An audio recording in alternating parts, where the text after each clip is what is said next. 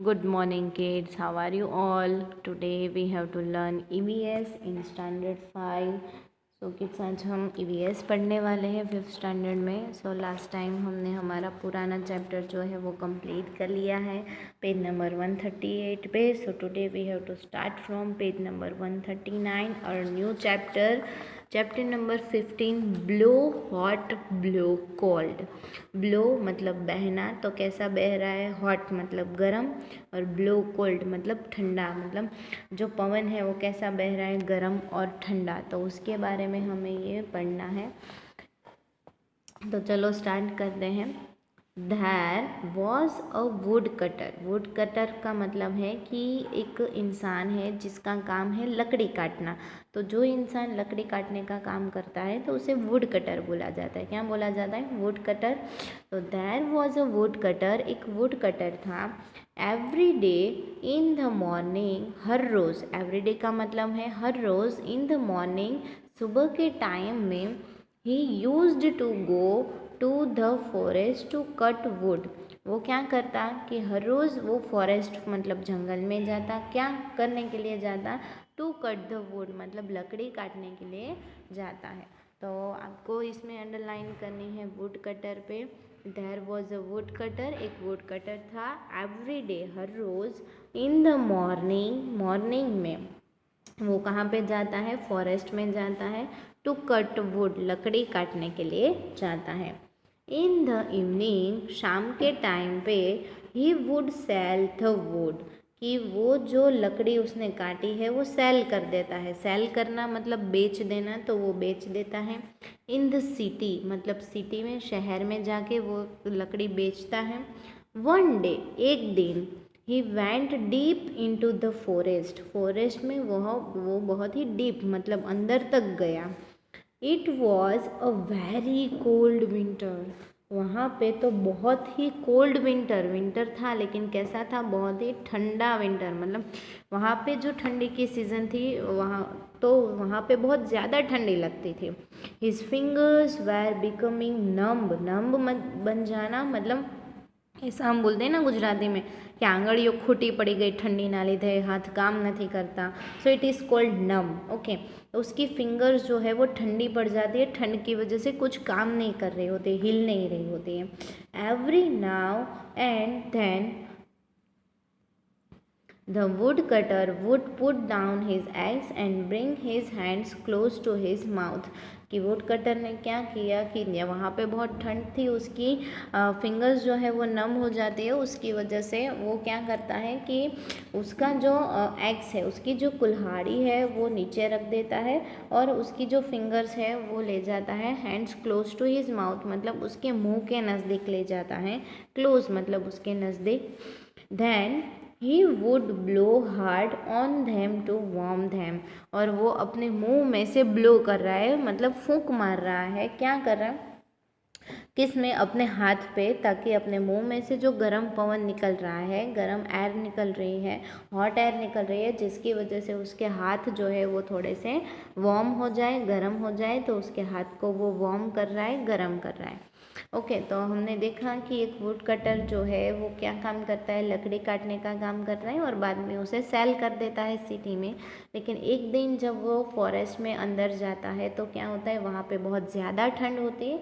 उसकी फिंगर्स जो है वो काम करना बंद कर देती है. तो वो अपने हाथ को अपने मुंह के पास ले जाता है और अपने मुंह में से अपने फिंगर्स पे ब्लो करने की कोशिश करता है ताकि वो अपने फिंगर्स को वार्म कर सके. उसके मन while he was cutting would, कि जब भी वो वुड कट कर रहा था, कटिंग आईएनजी लग रहा है तो कट करने की प्रोसेस चालू है, तो वो वुड कट कर रहा था. मेन बलशित्य was watching him from a corner, कि मेन बलशित्य जो था उसे एक कॉर्नर से देख रहा था. मेन बलशित्य so that the wood cutter kept blowing on his hands.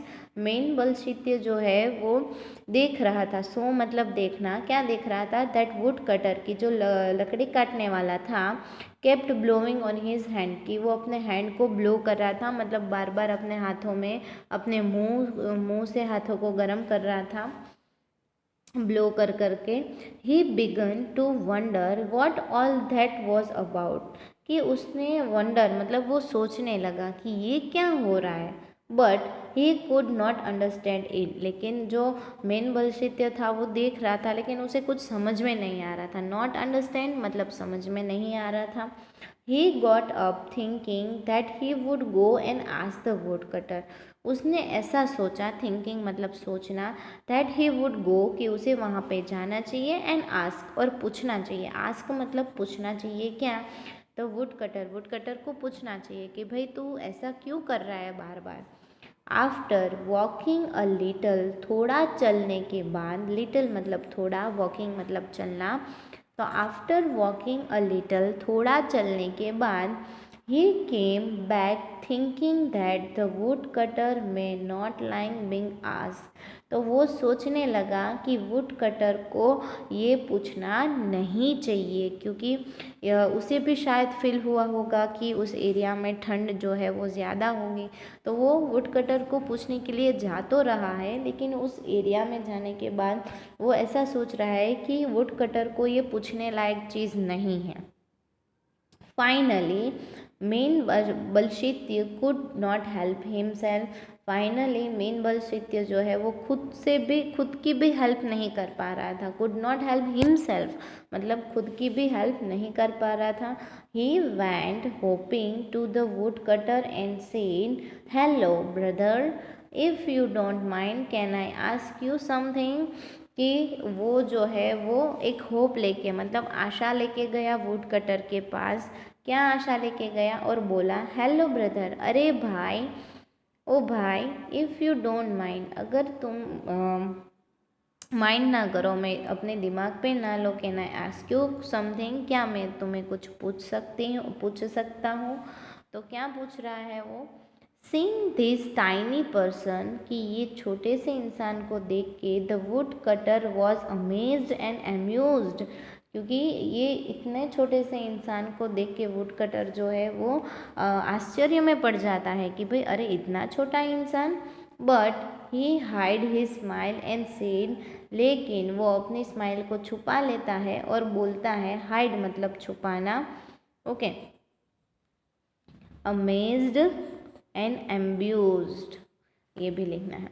And बोलता है, ऑफ कोर्स, हाँ, ऑफ कोर्स, हाँ, पूछो पूछो, ask what you want to, कि पूछो, तुम्हें जो भी पूछना है, वांट टू मतलब जो भी चाहते हो वो मुझे पूछ लो।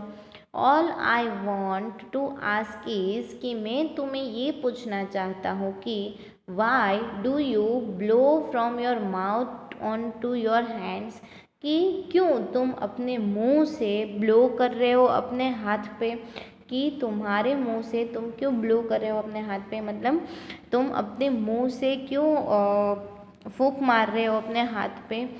सेठ मेन बलशित्य, तो मेन बलशित्य जो है वो उसे पूछ रहा है। तो देखो यहाँ पे ये वुड कटर है, ये मेन बलशित्य है, तो ये जो है वो अपने फिंगर्स पे अपने मुंह से ब्लो कर रहा है, अपने फिंगर्स को अपने मुंह से ब्लो कर रहा है। तो ये पूछ रहा है कि तुम अब बार बार अपने हाथों को ब्लो क्यों कर रहे हो अपने मुंह से, तो ये पूछ रहा है मेन बलशित्य, ये है मेन बलशित्य। ओके, तो आज के लिए बस यहाँ तक ही। इस पैराग्राफ में आप देख सकते हैं कि बहुत सारे अंडरलाइन वर्ड्स हैं, wood cutter, everyday, morning, forest, sell, city, deep, cold winter, numb, axe, mouth, close, warm, उसके बाद है ब्लोइंग, अंडरस्टैंड, लिटिल, आस्क, उसके बाद है अमेज्ड, एम्यूज्ड, हाइड।